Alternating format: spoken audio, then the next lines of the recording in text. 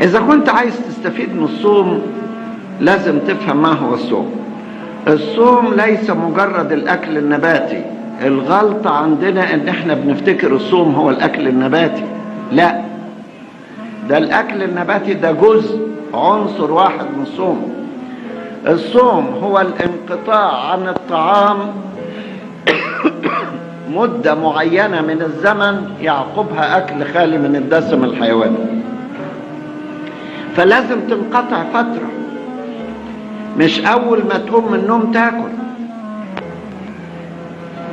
انقطع.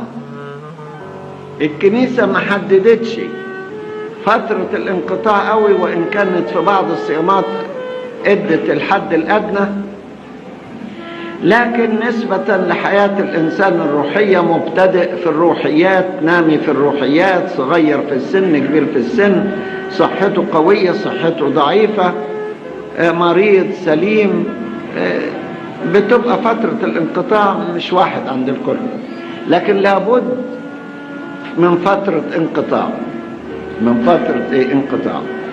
لما انت تنقطع عن الطعام ويجي ليك رغبة انك تاكل وتقول لا مش واكل، ورغبة تانية انك تاكل وتقول لا مش واكل، وعطشان وعايز اشرب تقول لا مش شارب،